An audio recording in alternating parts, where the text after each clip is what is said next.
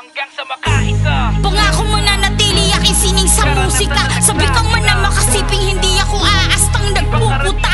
Di lang to para makaisa, kundi ka una-unahan na babae sumasabay sa lirisis mo. Ganyan ang masta ang maharlika. Batang suwail na pinangakong hindi magpapasiil. Para sa kinang ng kinabukasang mismo magulang ko ang naningil. Walang pagpipigil sa pagpapagal ko, ilang luha na din ang aking dinildil. Alam ko kaya makabuhay ng pangarap ko, pilit nilang kinikitil. Sumasabay sa kaganapan, kahit matarik pa man na maging pamatayin. Pumatay binibitawan, pumapatay sa dapat na sanay makipagpatayin para lang sa karangalan. Di man pinapalan, pero alam ko hindi ako ipapahamak na talentong iginawan. Usapang katunayan, may karapatan naman ako na makipagyabangan.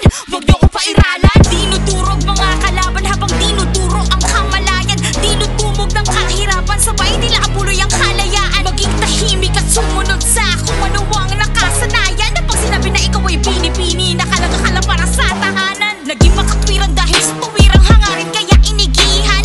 Tagumpay na nais na matukpan parang pagkain pinaglihian. Ipinamalas ang ipinaman ang pinagbalaking mga katangian. Hanggang sa naging katangit ang ina di na matatanggi pinanggalingan. Hindi lang estilo ang mabigat kundi kalidad ng mga mensahe na tumatatak. Ganyan mga kapag ako nag-jump, isa din sa laging babad sa patibalak. Kaya may bad kundi nakakalunod mga achievement yung ininabag. Walang palakpakang pilit, nakapalit sa tuwing ako ay umaawit. Kaya nakakakilig pag napakinggan ka din ng mga masugid. Iilan lang sila na sumusulit, naniniwala sa direksyon. Kaya hindi mauubusan dito nakabusan dedikasyon. Hanggang sa makaisa, Makaisa, karanasan na nagsabi na di di pangkaraniwan ang taktika, mananatiling kakaiba. Hanggang ako ay makalapit sa hanay ng mga maharlika.